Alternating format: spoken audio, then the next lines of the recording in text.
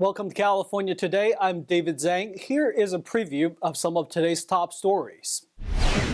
As the weather warms, officials on the West Coast are starting preparations for fire season.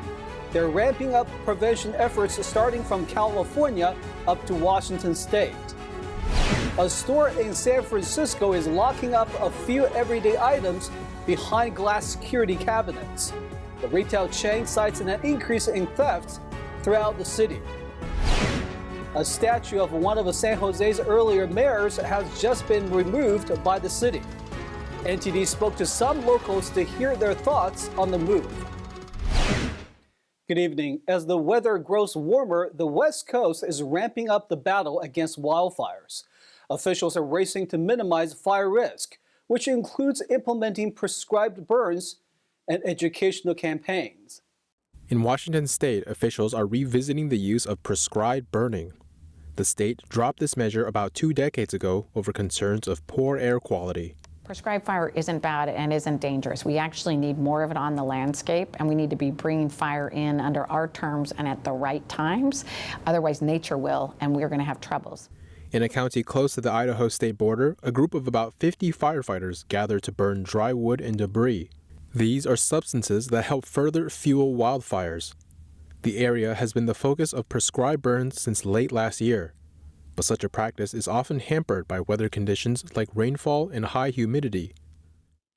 It's a frustrating, emotional roller coaster. You'll have days when you're absolutely certain things are going well, and then something changes. The weather forecast changes, or you'll have staff people get sick, and you won't have the people you need to do a fire correctly.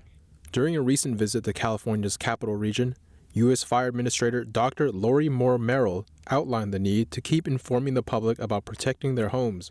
So it's important that people make sure there's space between that vegetative fuel and their homes, because once we have a wildfire, embers move quickly, and if it's a wind-driven wildfire, then it will ignite. That vegetation will burn very quickly, and it will spread the fire very quickly. It's important that we have that defensible space, or where we can stop the fire before it reaches your home.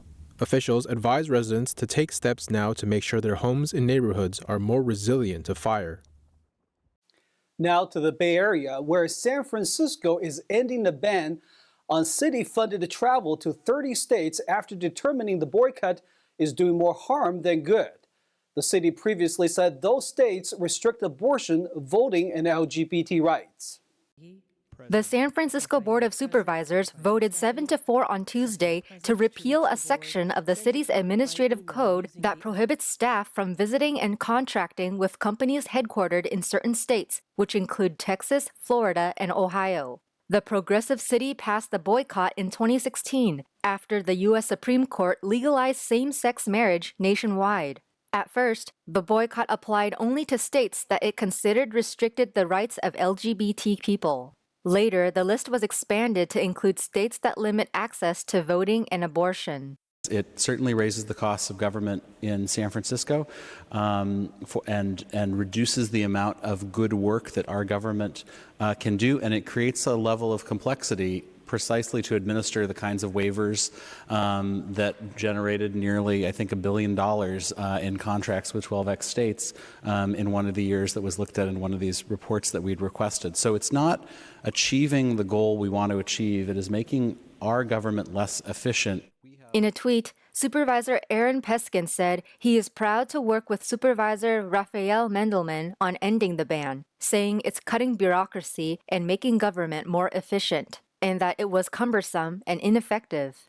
The goal was to exert economic pressure on those conservative states. Instead, the city administrator released a report last month revealing that the policy was raising costs and administrative burdens for the city. Because of restrictions, there were fewer bidders for city work, and ending the boycott might reduce contracting costs by 20% annually. In addition, the report said the city had approved hundreds of exemptions and waivers for some $8 million worth of contracts. The evidence is we haven't changed a single state law. We have made competitive bidding less competitive. And I think San Franciscans would be angry if they knew the amount of hoops that have to be jumped through and the added cost to city contracting. Scott Wiener, a former supervisor turned state senator who authored the original ban, agreed that the measure hadn't produced the intended results. City supervisors will hold a second and final vote next Tuesday. Mayor London Breed is expected to sign the measure. Meanwhile, lawmakers in Sacramento are also looking to end a similar state-level travel ban. Last month, legislators proposed to replace the ban with an advertising campaign targeting Republican-led states. Also in San Francisco, a 152-year-old private art school has declared bankruptcy. It's now preparing to wind down staff and activity due to financial troubles. The San Francisco Art Institute filed for bankruptcy on April 19th due to financial issues. Established in 1871, the 152-year-old private college officially stopped its degree programs last summer. Its last batch of students, about 175 of them, graduated July 12, 2022. Since graduation, there have only been a few contractors on campus to manage security, legal, and financial matters. They have been there to ensure that students and alumni could access their academic records. Since March 2020, the school has been preparing for the shutdown through layoffs and foreclosure proceedings. For years, the Art Institute has had trouble with fundraising campaigns and various merger and acquisition negotiations. In January 2022, the University of San Francisco considered acquiring the art school, but those plans later fell through.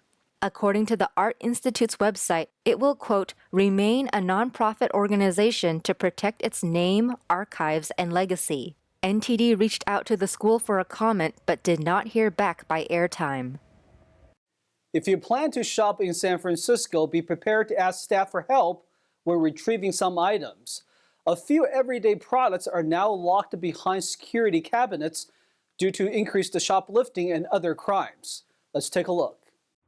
In an effort to deter shoplifters, a Target store in San Francisco has started placing everyday basic items into security cabinets. Video footage of the store's interior showed items including toiletries and women's sanitary products locked behind security glass. According to CBS, some items have been locked away since October of last year. A Target spokesperson told Mail Online, quote, like other retailers, organized retail crime is a concern across our business. We're taking proactive measures to keep our teams and guests safe while deterring and preventing theft.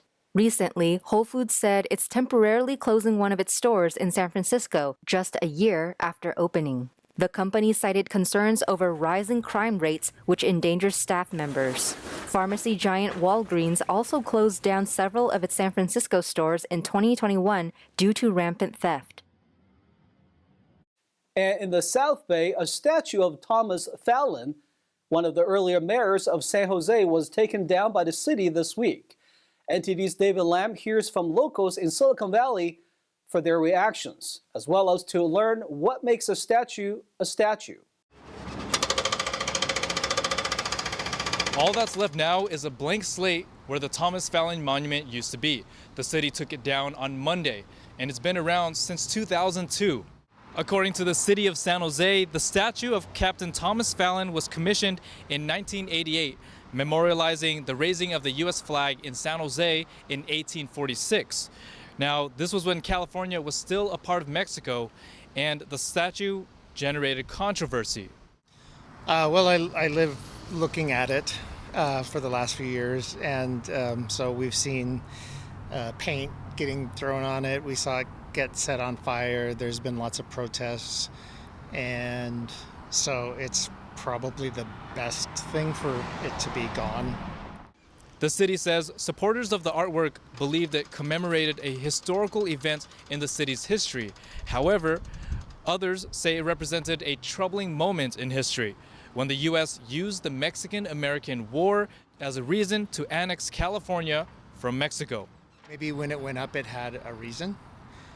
But truthfully, if something that was paid for with public funds is making a lot of people upset or angry, then, you know, it's not doing the job that it was maybe originally supposed to do. So, so many people seem to want to take it down. In November 2021, the San Jose City Council unanimously voted to remove the 16-foot tall bronze statue, which weighs 12,000 pounds. I feel like when we put up statues, it's like everyone wants it to be like, the good person, but I feel like depending on what side you're standing on history, you don't really know who the good person is until maybe even sometimes years later. While not commenting directly on the Thomas Fallon statue, others reflected on statues in the general art sense. Well, first of all, an artist is there to express his or her views, right?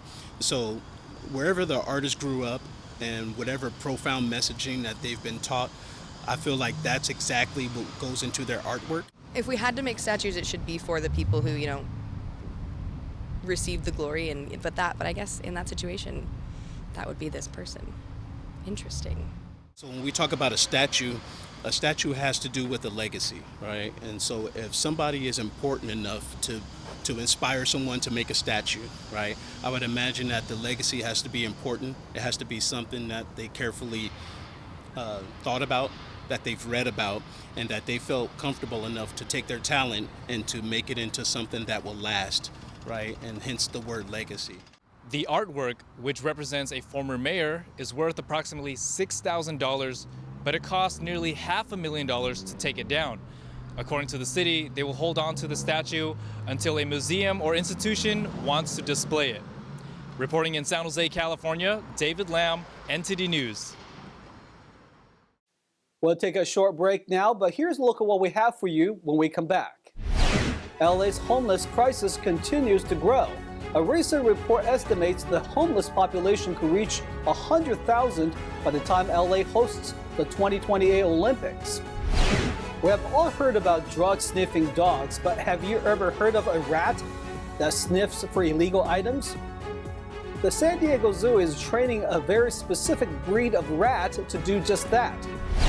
And a Silicon Valley entrepreneur has created a breakaway charger for electric vehicles.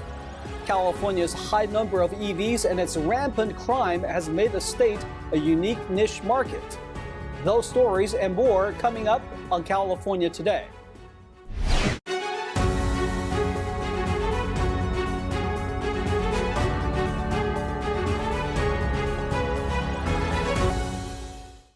Welcome back to California Today. I'm your host, David Zhang.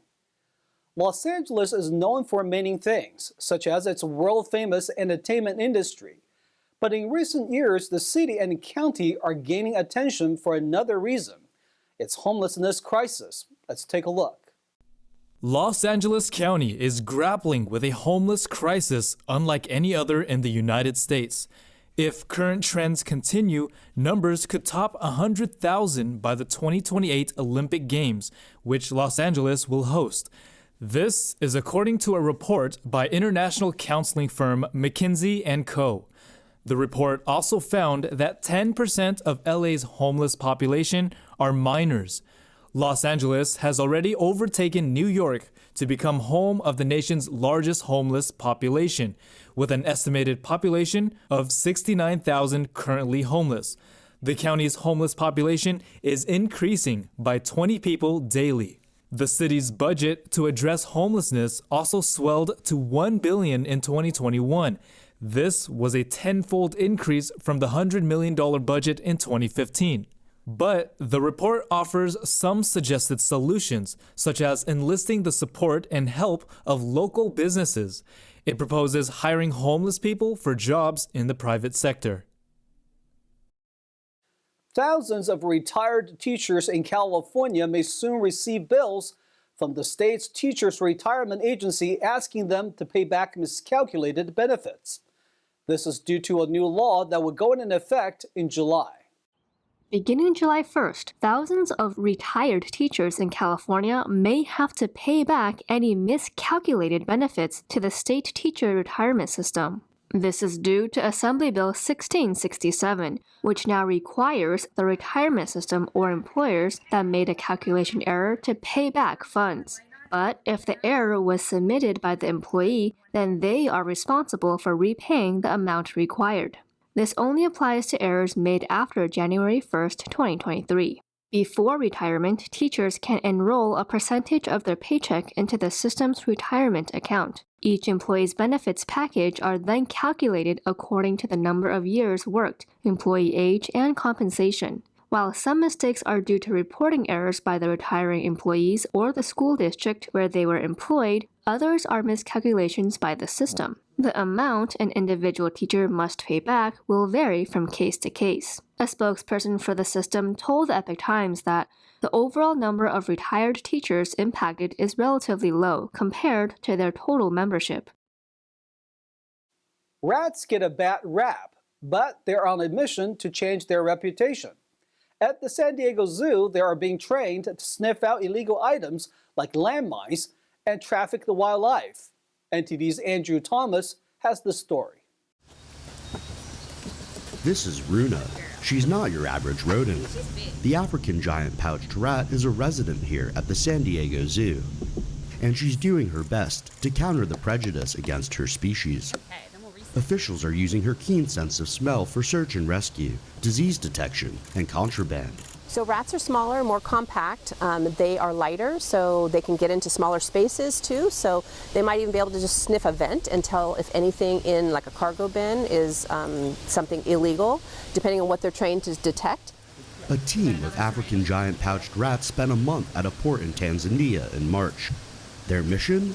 Detect smuggled timber and pangolins. There are a lot of different species, but pangolin are one of the most trafficked animals in the world, so pangolin scale could be something that they could detect. So anything that you can think of that might be trafficked. It could be everything from plants. We get a lot of illegally trafficked plants, reptiles, mammals, birds. African giant pouched rats also live longer than typical rats. The reason we're using African giant pouched rats is because they're very long-lived. So that means that when we are training them and we're investing all this time and effort into training them, they then still have a working lifespan ahead of them. For these working rodents, it's an opportunity to change the narrative. Andrew Thomas, NTD News. Ever felt alone, vulnerable, and trapped at an EV charging station?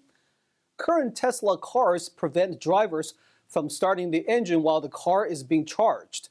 So a California native came up with a patented idea to allow your Tesla to shift into drive mode and safely break away even if it's plugged in at a charging station. Let's take a look. Charging stations are not like gas stations. They're often in vulnerable, isolated, poorly lit areas. You can't just immediately drive off in case of an emergency. You must exit your car, disconnect the charger, then rush back to your vehicle. So there's a condition where anytime the vehicle is plugged in, it prevents you from shifting into drive or reverse, which would make logical sense. It's to prevent damage to the vehicle and to the charger. But what it also does is creates a sitting duck situation where anybody who's sitting in their vehicle while charging is literally at the mercy of anybody there because they have no option to drive away. Craig Peeler built a prototype and works with Tesla's building safety systems to allow the car to stop charging and shift into drive without leaving your car. So this is the first V1 of the EV Eject here. It's meant to work with Teslas, so we call this the Tesla to Tesla adapter, where it hooks on the charging wand, similar to what you would experience with the J1772 adapter, which is what's used for non-Teslas. So every Tesla owner has one of these included with their car. So they're very familiar with kind of the adapter use case. But here you're just applying something to the charging head of the Tesla supercharger in this case, and just slides on like this. So as you can see, it's starting to charge. And if at any time I were to try to put it into drive, it won't let me. So it says charge cable connected to vehicle, disconnect charge cable to drive. But if I hit unlock charge port, that triggers the relay and allows me now to shift into drive. And that's because the EV Eject fills the charging pin release and then disconnects the comms pins based off of that. So now I can drive forward and reverse with the cable connected. So if somebody has to use this, it is a single time use, like a bike helmet or a car seat, where if you actually need to use it in an emergency situation, they can actually send us a report and we will send them a free replacement. California has by far the most number of Teslas in any state, and combined with the rising crime, the state has become a unique niche market for EV jet solution. Peeler says the plan is to get enough pre-orders from Tesla drivers so that the company could mass-produce the specialized adapters and expand to support other non-Tesla electric vehicles. Now let's check in with NTD's Tyler Castile for today's Sports Roundup.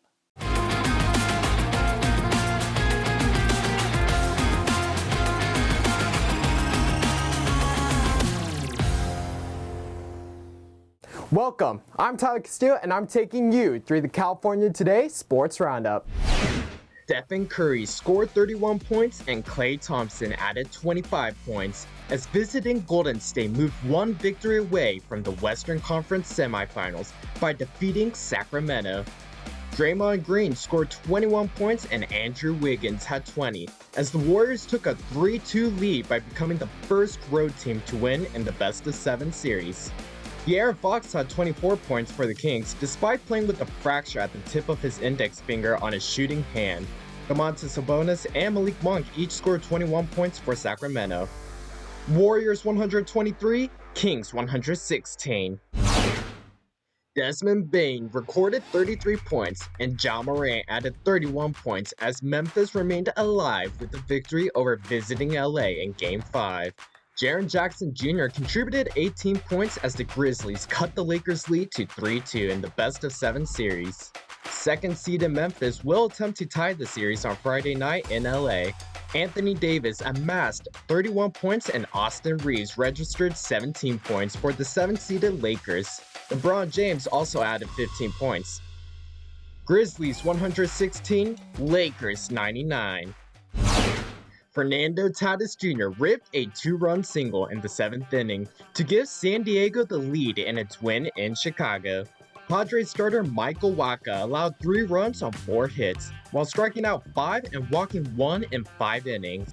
Nick Martinez followed with 3 scoreless innings, and Josh Hader picked up his 9th save in as many chances.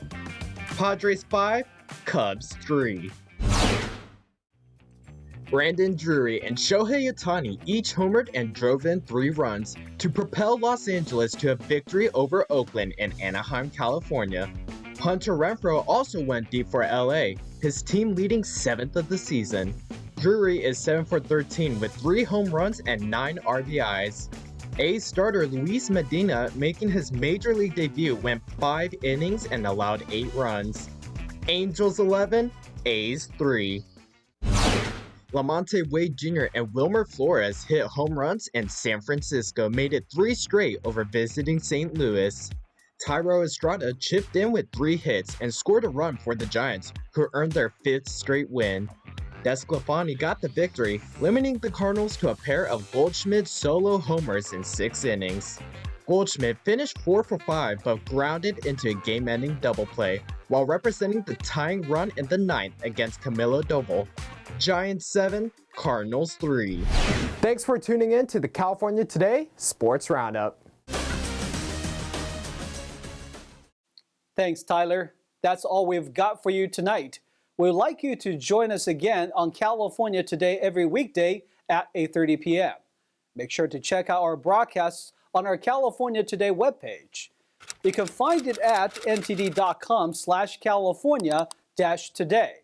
You can also find all of our top latest clips there, ready to share with friends and family. Send us a message on Twitter, Facebook, or Instagram, or through our email, california.today@ntd.com. I'm David Zhang. Have a wonderful evening.